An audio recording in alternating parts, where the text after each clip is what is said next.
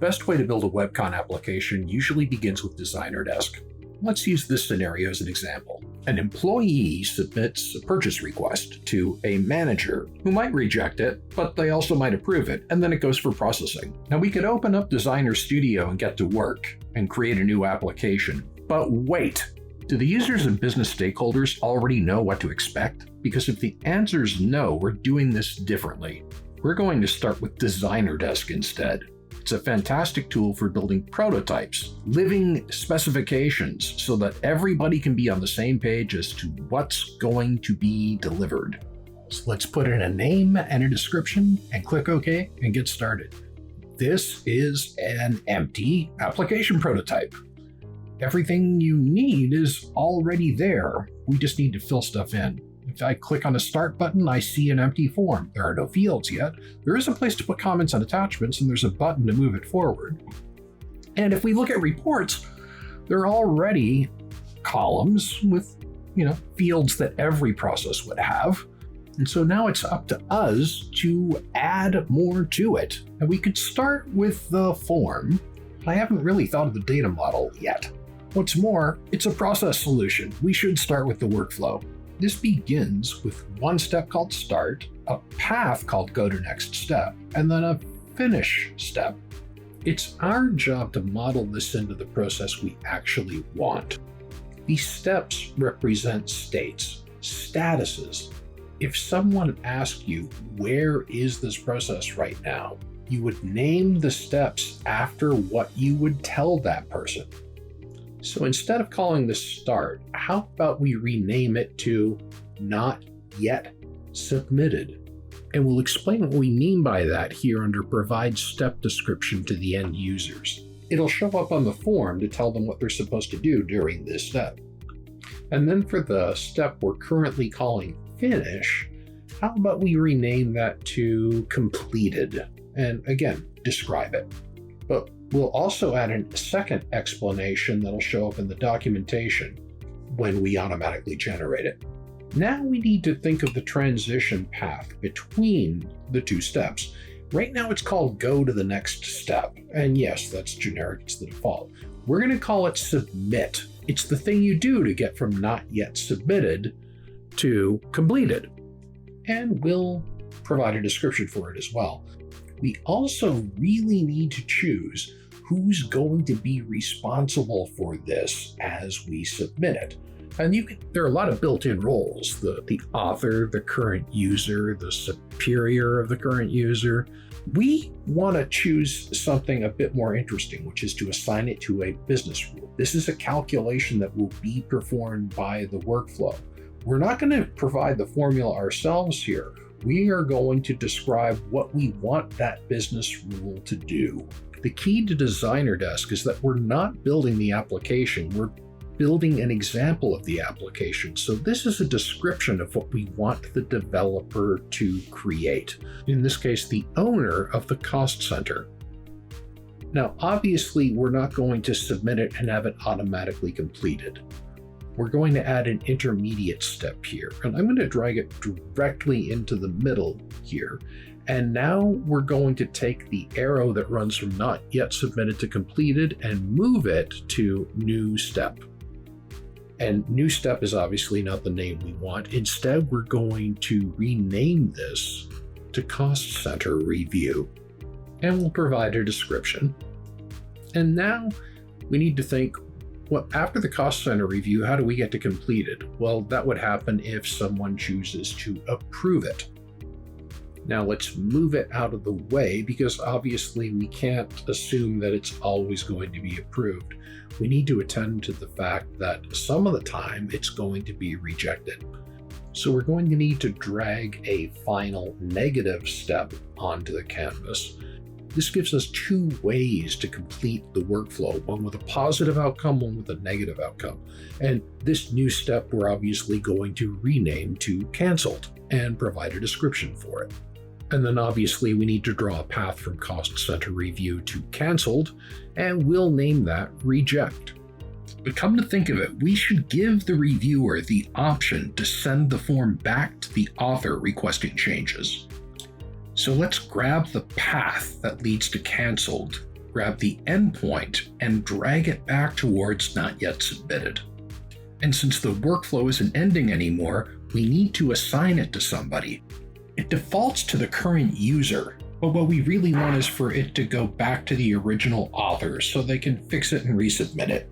Now we still need a way to cancel the whole thing, so we'll add an extra path so that the author can deliberately withdraw it. We'll draw a path from not yet submitted to canceled. We're going to label this withdraw. And what's more, we don't want this option to appear the very first time they're constructing a form, so we only want it to be displayed if the form's already been submitted and returned to them. These are just notes we'll give the developer to implement that properly when this goes to Designer Studio. So let's save and go back to the prototype homepage. And from here, we'll select Design a Form. Now you're looking at an empty form. It's got sections, a top section, a bottom section, a left section. There's also a right section, but we've already got things like task details and attachments and comments in it. Let's grab a field and drag it into a section. A single line of text is a great starting point, and let's edit its attributes. Obviously, we want to give it a better name than single line of text. How about we choose title? And if we want a tooltip for the users, let's type that in. Name and description, of course. And then let's move on to add some other fields to this form. If we've got a title, a good second one would probably be a description. And a good way to do that is multiple lines of text. Let's drag that into the position we want. Now, it's possible to just change the name by directly selecting it and typing like you see here. And more often than not, you're going to want to do that because it saves a ton of time, especially when all the default settings are perfectly fine and you have nothing extra to add in the notes for each of these fields. Let's do this one. This is called floating point, and I'm going to change this to total. Now, I do need to add some instructions here.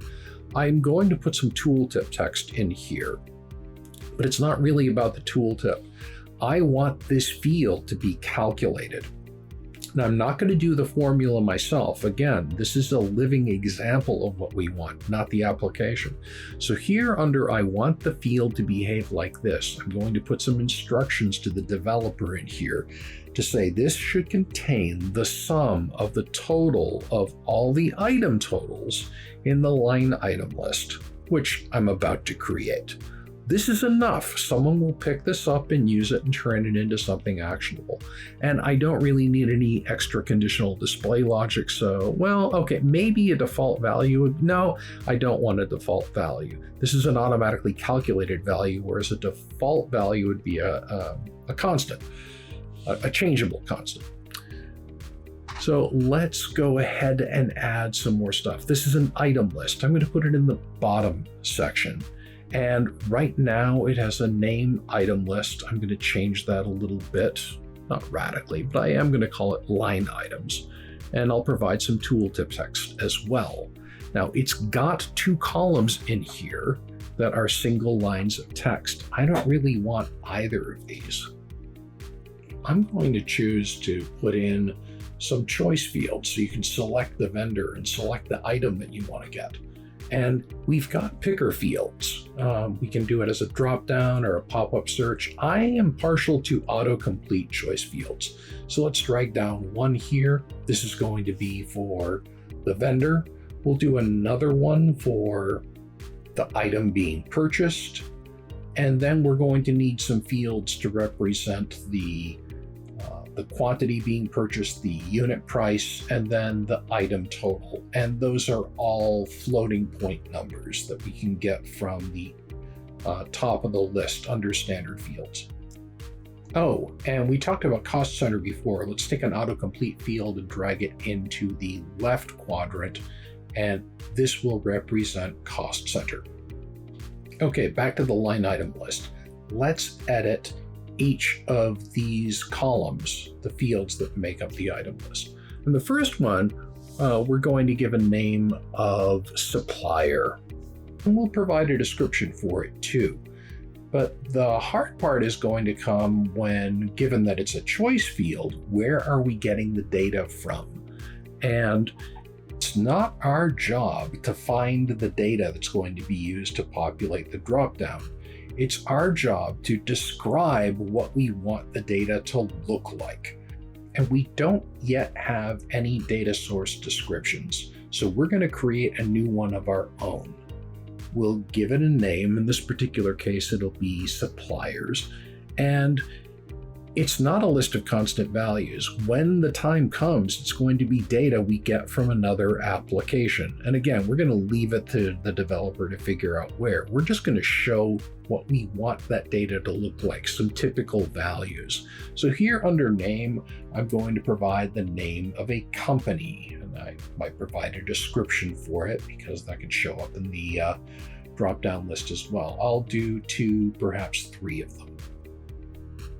And now you'll see that it's configured there. Now let's do the same thing for the next autocomplete, except in this particular case, it won't be suppliers, it will be items. And we'll provide a tooltip for it, and we will explain in the instructions for behavior that we want the item list to be dependent on what is offered by the supplier. And we're going to need to provide some sample data for that as well. Again, typical values for items, and names in this particular case should be enough. Let's just do that and click OK. Now for the next field, it's a floating point, and it's going to represent the unit price for each line item. And we don't want the operator of the form to fill in that. We want it to be automatically looked up. So we will provide some instructions to say, this is automatically calculated when the item is selected. The next field is going to represent the quantity that we want to purchase, again with tooltips.